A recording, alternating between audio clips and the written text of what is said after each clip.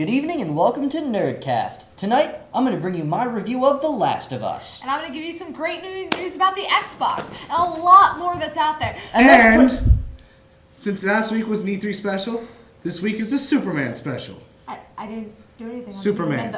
Go away. Wait.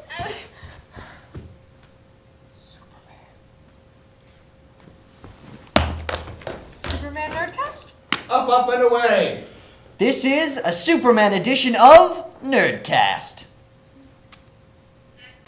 To the Batmobile. Let's go.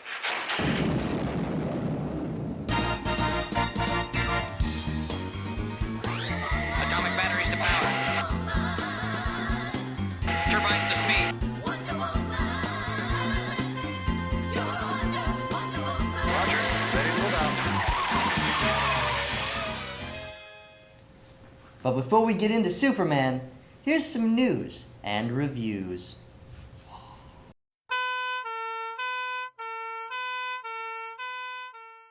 Hey guys, so a while back, Disney bought the rights to Star Wars with the rumors that new Star Wars episodes would be coming to the big screen. Well, new information has been leaked, giving little teasers to Star Wars fans everywhere about the future of the franchise. Star Wars Episode 7 is confirmed to come out sometime in 2015, and a description of the proposed cast seems to indicate that the movie will be focusing on Han and Leia's kids. Bam, saw it coming. But Disney is going beyond just movies with a number of spin-off series. The first is a live-action story expanding on the escapades of Han and Chewie in their days before Episode 4. A much-needed and fan-craved show surrounding the character of Boba Fett is also coming in our future. The show details haven't been described, but it's safe to say that it'll have something to do with bounty hunting. Finally, Star Wars Rebels. This will be an animated TV series that focuses on the adolescent rebels that are struggling to find their way and fight the Empire in the time between Episode 3 and Episode 4, when the Empire is still trying to get full control. Now, these are all plot ideas with great potential. But will Disney be able to pull it off? I'm skeptical, but only time will tell. LEGO has announced that they are coming out with a new LEGO action comedy adventure movie. Now, LEGO has always helped nerds build amazing structures that focused on various types of nerd culture, like Star Wars, Harry Potter, and Lord of the Rings. Yet, that's not why this movie is popular. The LEGO movie will have a star cast, including big names like Morgan Freeman, Liam Neeson, and Will Ferrell. Why any of these great actors would agree to be in a LEGO movie is beyond me. But I'm gonna watch it. I mean, I'm curious, and I'm sure a ton of parents are too. So, good job, LEGO. Kids will watch it because they can play with what they're watching, and parents will watch it because of the sheer randomness of this project. How'd you like that news? That's some good news, right? That's good news. And now, the moment you've been waiting for, our review of Man of Steel, done with both me, the movie reviewer, and Jeremy, the comic reviewer, clashing in a battle of wits and strength and majesty. Prepare your minds. The opening scene in the movie is a grandiose retelling of the destruction of Krypton. With enough extra details and action, it could almost be its own short film. There's a bit of setup, a climax, and a resolution, all in a few awesome minutes. It drags on, but in the good kind of way, because it really is intriguing and entertaining. The uncanny part about it, however, is that it doesn't feel like it's a Superman movie during this entire sequence. Yes, all the key plot elements are there, Jor-El, Zod, Krypton, yada yada yada, but the overall tone is everything but. It feels like James Cameron's Avatar meets Star Wars meets J.J. Abrams' Star Trek. It wasn't bad, it just felt a little off, especially in the opening. But we got to see a lot of Jor-El being awesome and being basically Space Batman, so that was pretty sweet. And that was all really great. But then we get to Superman, and after everything Jor-El showed us, the movie just slows down considerably at that point. Superman's human father spends the whole movie, or at least the few scenes he's in, saying, "Don't be good until it's time." And then Superman finds a spaceship, and his dead alien father tells him, "Now it's time to be good, and here's a blue suit we made for you 33 years in advance that fits your exact specifications." It's the worst origin story for Superman I've seen, and it's built up after this amazing action sequence where Jor-El almost seems like the real hero. This whole next segment of the movie is boring and silly. We never really have a chance to connect with Supes because every origin scene is just him being told to lay off the Superman-ing. And then it's concluded with Space Dad telling him, now do the Supermaning. Well, I agree that the whole sequence with building up Superman's origin was a bit boring, and definitely that we didn't connect to him very well. I admired the very disjointed pacing. It leapt around through different times in his life, framing them through other important moments in his life. It was unique, and I have to admire that because Superman's origin story is pretty much the only superhero where you have to show him as a baby and then go all the way to him as an adult, and so many moments in between. Even Batman goes from being 10 to training to Batman. It's 3 steps. With Superman, there's a ton. And so to do him in this sort of anachronistic order, I felt was fairly effective, but it could have been better if they led into that with Lois Lane's investigation. And it would have allowed us to connect to somebody leading into the story of somebody mysterious. And the fact that there was no action during this whole, half of the movie, it increases the sense that this wasn't one complete movie, but rather 3 smaller movies glued together. I absolutely despised that the makers of this movie decided to throw away all of Superman's growing up origin story scenes with the same dead horse message, which is negated halfway through the movie. Now, Jeremy and I agree, because we talked beforehand, and this is a recording, that the supporting characters in this movie were excellent. Lois Lane, Perry White, and of course, Russell Crowe's show-stealing Jor-El. They were absolutely outstanding. But I feel like they only stood out because the 2 most important characters, Superman and General Zod, were so bland by comparison. I had some especially big qualms with Michael Shannon's Zod. Never once did I feel like Zod was anything more than just the most obvious one-dimensional villain possible, and Shannon's facial expressions were just off the whole time. He spent a lot more time looking scared than scary, and not to mention, Zod is just genuinely stupid. I'm not sure who wrote him. I mean, he was never a mental powerhouse in the comics, but showing someone a field of skulls is never a good way to convince anyone of anything, especially if you then make them sink into that field of skulls. Well, Mitch, who may be right next to me or could be in another room, this was the point of the movie that we disagreed on the most. I really liked Michael Shannon's Zod.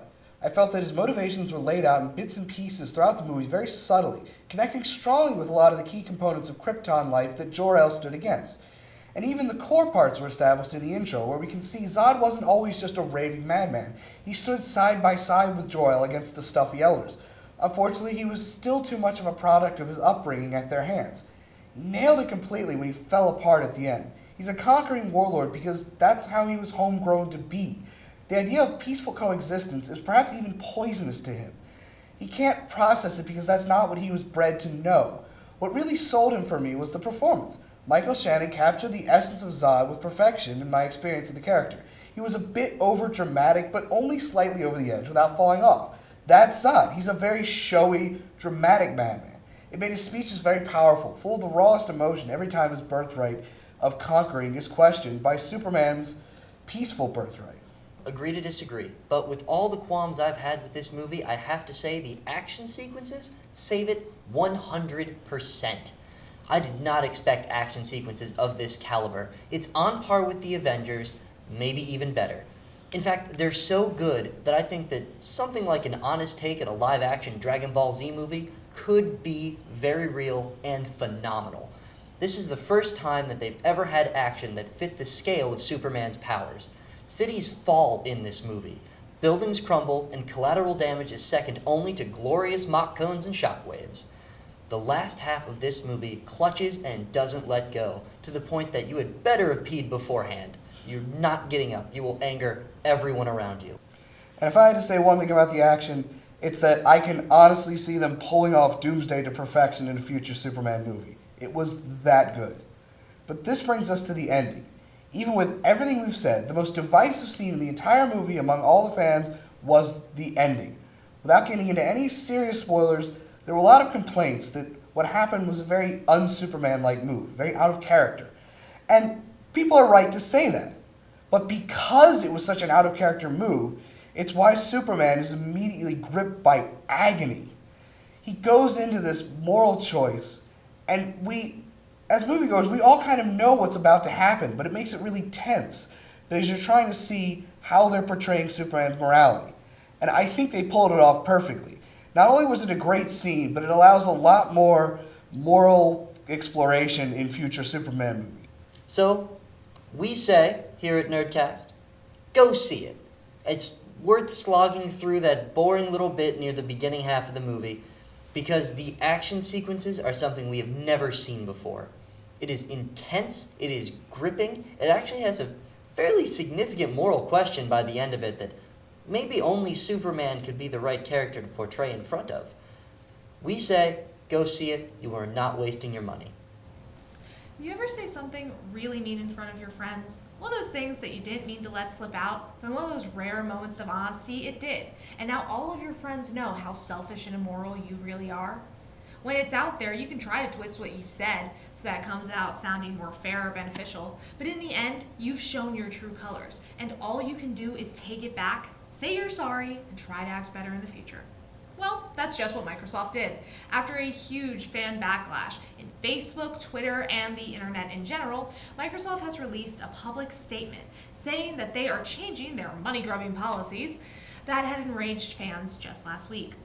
The Xbox One will no longer require an internet connection to play offline games, and registration codes will no longer be needed for disc games, which means that you can share, trade, and sell games with no extra charge.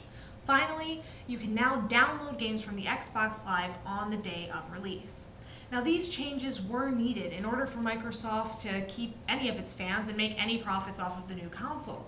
And it was impressive that Microsoft figured all this out and changed their policies within 7 days of the reveal.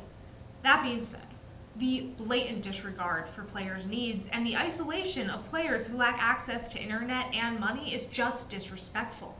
The fans deserve an apology. Microsoft makes it seem like they had never thought of the consequences to their players, and that these new console policies were revelations suddenly brought to their attention, all the while taking no responsibility and still leaving plenty of players gone forever. The entire situation has shown how important it is for companies to truly care about their players and how much power is behind every voice of the consumer. Last episode I said, and I'll be reviewing The Last of Us, probably the last great game to end this console generation. And I like being right. The Last of Us brings some of the most emotionally intense scenes ever written to a disc, and it goes right into my collection of games that work as literature. Basically, The Last of Us is a survival horror game where the main character is almost constantly escorting an AI character through a zombie apocalypse. And instead of that being a terrible idea, it's actually the game's greatest strength. The characters banter back and forth, realistically and constantly, and it's actually endearing. The game centers around the tragic Joel, a smuggler charged to deliver Ellie, a foul-mouthed little girl, to a laboratory in order to deliver the cure that will stop the zombies. It may be a typical end-of-the-world fare, but this time it's done to such a degree that characters, settings, conflicts, every aspect feels like it may as well be the real zompocalypse, which we know to be inevitable. The key to all of this is the characters. Writing and character design have never been done to this scale. Not since Elizabeth from BioShock at least, and that was just a single character. Naughty Dog didn't have the luxury of time paradoxes or purposefully cryptic storytelling that left filling in the one-dimensional characters up to the players. Instead, every character in Last of Us is fleshed out to a degree that the story can leave the player staggered. I don't think anything like this has ever been done before. So, yes, The Last of Us is a great story. It's a new high watermark for the industry that demonstrates the possibilities of AAA video game storytelling. However, it is not a perfect game. Much of the game relies on stealth tactics, and that's fine. It makes a lot of sense for a game about survival, and the controls and rules associated with combat are unfortunately wonky and inconsistent. This was especially true when dealing with the blind clicker-infected zombie. These enemies are supposed to travel via echolocation, and as long as you're moving slowly, the game told me that they shouldn't be able to detect me. But I had instances where I was detected while standing perfectly still, leading to frustrating instantaneous death. Human enemies also spotted me while I was behind cover, or successfully shot me from behind cover multiple times. Still, the worst issue resolved around the fact that this game was a stealth escort mission. The Last of Us is all about details, you see. The characters of this world were so real due to realistic movements and speech and actual ways of talking with colloquialism's beautiful depth, but in combat, the rules only applied to Joel. Ellie would sprint past clickers to catch up with me, or run through no man's land in plain view of gunners. Basically, she should have gotten us killed several times over, and the fact that we didn't actually disappointed me a little bit, especially when I had died so consistently to broken, inconsistent AI rules. And that's what's really damning about this title. It shatters its own illusions in the gameplay. The real world with real rules fell apart every time Ellie would make a misstep. And that just made it harder for me to stay involved in this beautiful realism Naughty Dog had weaved for me. The bottom line here is that The Last of Us does a lot right, and it's already an instant classic for me, as it works its way into my long-term thesis that video games are basically books with controllers. But it's far from a perfect game. As a story, Last of Us demonstrates the artistic possibilities of AAA titles in a world of blooming indie games. But as a game, it's occasionally misstepping on itself, but never so much that I could put the controller down. It's hard to walk away from The Last of Us. I think the world of gaming is a little different now. And now, it's time to convince Jeremy to do Comic Crash. About Darkseid. No, it's about Bravest Warriors. It's about Spider-Man. No, I thought it was about Wonder Woman. It's about The Flash. Digimon. It's about Rob Liefeld. No. It's about Superman. Up, up, and away!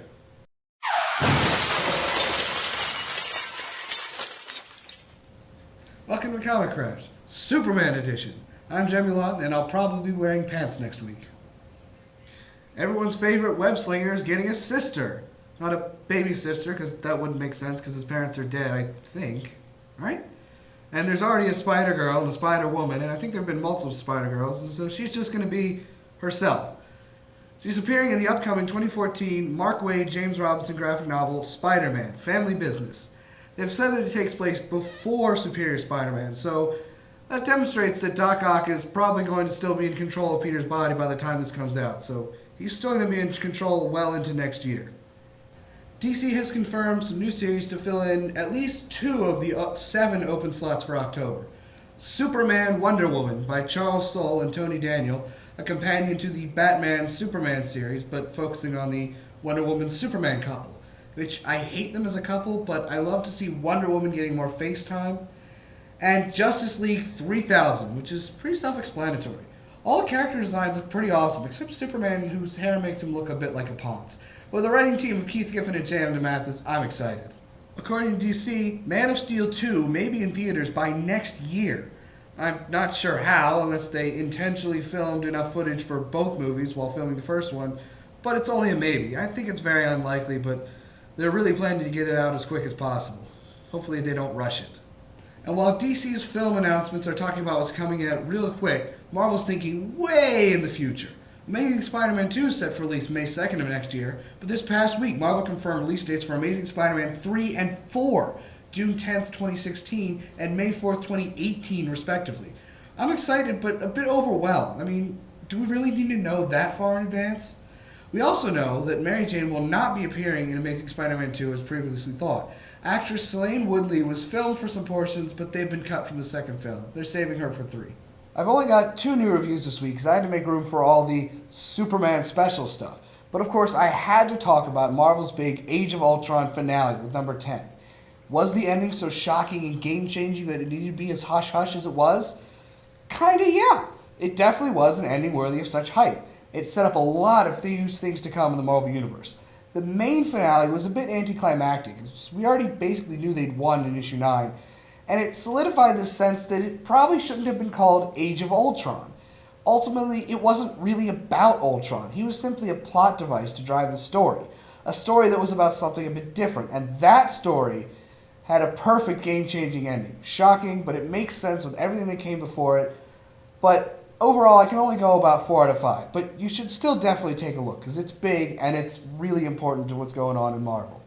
Going a bit more off the beaten path, because I do love to talk about obscure series, Gerard Way and Becky Cloonan's The True Lives of the Fabulous Killjoys #1 is a great indie comic that isn't even from Image. Perhaps I was a little disappointed by it since I expected far too much right off the bat from the writer of The Umbrella Academy, one of the greatest comics ever written. Cloonan's artwork certainly had a very solid emotional content to it, and I can't deny that the world set up in the intro was several Morrison levels of deep and complex. The story just doesn't rocket off yet, and there's still a lot of confusing elements, but it's incredibly unique and atmospheric and solidly engaging the entire way through. Plus, the writer is somebody who always blows me away. 4 out of 5 for now, but I'm always going to push the more obscure stuff to assist their survival. Now it's time for the real Superman special stuff. In addition to that Man of Steel review from earlier, I'd like to set off the first edition of a special mini-segment within Comic Rush that I'll do occasionally. Comic Essentials. Talking about classic tales that are vital to any collector's collection. For starters, I'd like to talk about arguably the single greatest Superman story ever told, Grant Morrison and Frank Whiteley's All-Star Superman. The All-Star line failed as a whole after the odd nature of All-Star Batman and Robin the Boy Wonder, but it makes All-Star Superman stand out on its own as an amazing story all the more. I read it back when I couldn't stand Superman, and it blew me away. It's a moving tale about a Superman who is somehow even more powerful than usual, but these powers are also causing him to die. It was foretold in the part of the story that he completes 12 heroic tasks before his death. But the story doesn't constrain itself to constantly defining whether he's in a task or not, or which one's what. What follows is a sort of overview of the iconic history of Superman through all the eras of comic history, disguised as a standalone epic journey. Even when it's regurgitating the iconic history, the story takes plenty of opportunities to flaunt a sense of originality, infusing the future with the past in its ephemeral narrative. This is the comic you need to read if you don't like Superman. Or if you do like Superman and you need to recommend a comic to friends who aren't so sold on Superman, this is the one. The Elseworld story, Superman Red Sun, is another excellent introductory Superman story, but for very different reasons. It mostly eschews attempts to throw large enough threats at the Man of Steel, instead decides to go for a much more intensive sociological and psychological look into the core of the character. Landing in the USSR instead of Kansas doesn't change the core of the character, its essence. It does create a different world for him to inhabit, one where Lex Luthor is married to Lois Lane and eventually becomes president, and an amazingly more interesting character than he is in the main universe. Batman is an anti-communist terrorist with a fuzzy hat sewn into his cowl. It's an Elseworld story, and one of the best, because it's not just the same action with different flavor. It's a multi-layered philosophical exploration of Superman. The ending is positively mind-shattering. If you've been following my advice and you'd like to get into some current Superman stories, go to our Facebook page at whateveritsaysonthe.screen.com, and I'll have a rundown of the current status quo of all the Superman series. What's good, what's bad, where to start. Coming up next, Mitch and Angelia talk about stuff that probably isn't Superman. I hope it is, but it's probably not, because it's nerd gear. And now, time for Nerd Gear. So I wanted to talk more about this item last week, but didn't have the time. The tablet table, officially called the Lenovo Idea Center 27. This is a 27-inch tablet that lies on a table stand, making the family dinner a distant fantasy. No single child will be able to ever look at their parent again once this is put into their house. The tablet table is best used for flash games and strategic games, but will also have access to Internet, Microsoft Word, and many other regular tablet features. You can buy this giant toy for the low price of $1,900. A classy addition to any kitchen or living room. Remember Fat Cat, the game from Killer Penguin Studios and made by the same guy who created our logo? Well, he still needs your help. Go give him money at their Indiegogo page. Are you one of those people who like to leave your phone on all the time? Like even when the flight attendant tells you to turn it off and the plane will crash in a fiery ball of death? Looking at you, tweens. Well, good news. The FAA is considering easing off of their electronic bans. Basically, since they already have onboard Wi-Fi and the plane hasn't crashed yet, they figure that the new radio equipment won't be as sensitive to other electronic stuff. So, yay! In the epic ongoing battle of Apple versus Samsung, Apple has won this round. A Japanese court has ruled in favor of the industry giant in their bounce-back technology for scrolling on devices patent lawsuit against Samsung. Though damages were not announced, the two companies are still dueling in the US, South Korea, Germany, Italy, the Netherlands, Britain, France, and Australia. And now, introducing Bill Allen. With the philosophy of Spider-Man. It's Superman, you Philistine. They both have capes and they can fly! I can't no, just no. Philosophy of Superman.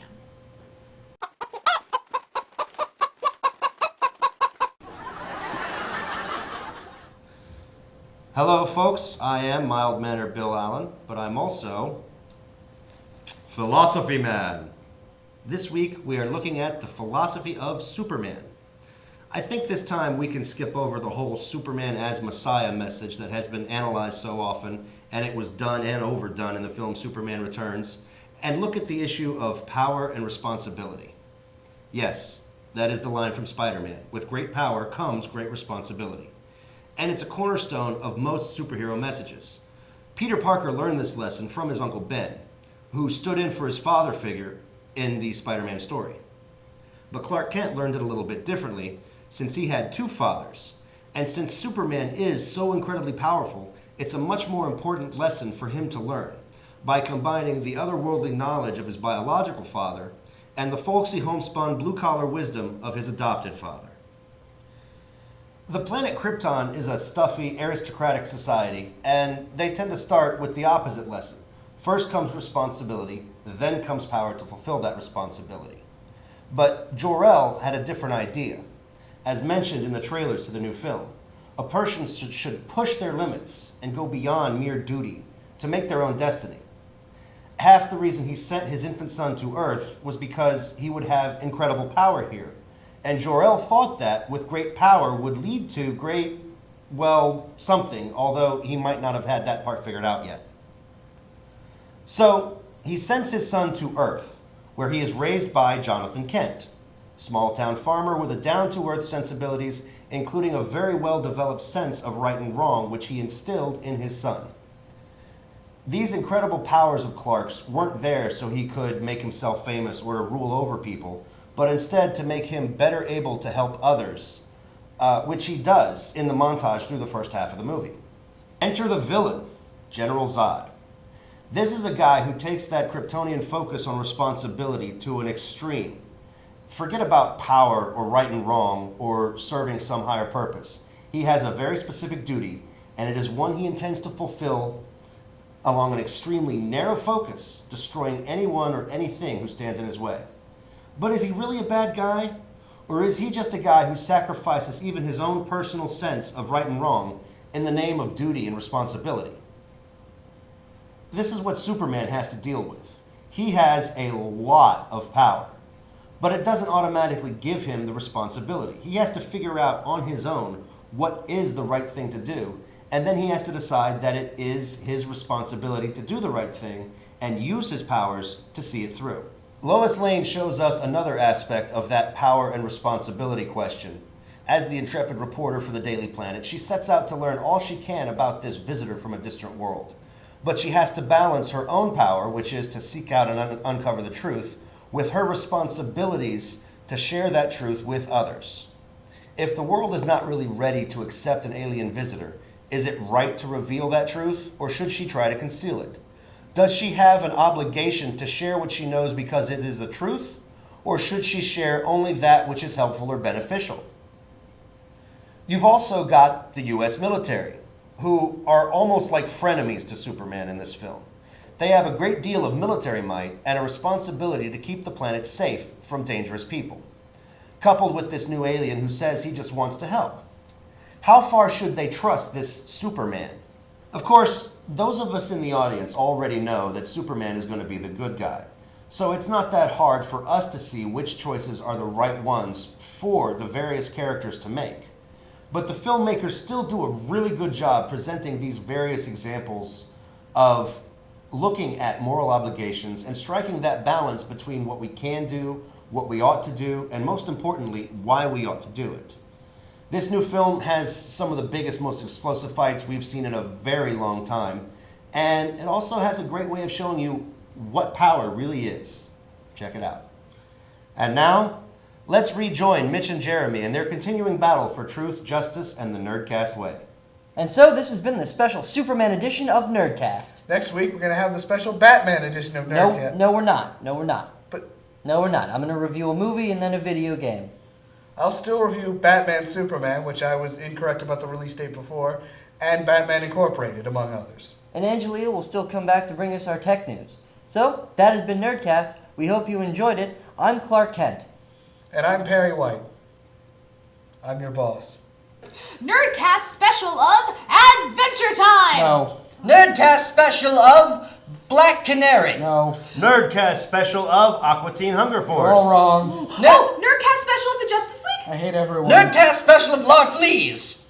Nerdcast special of Mork and Mindy. Nerdcast special of My Little Ponies? I hate everyone. I'm gonna go bald and take over the world now.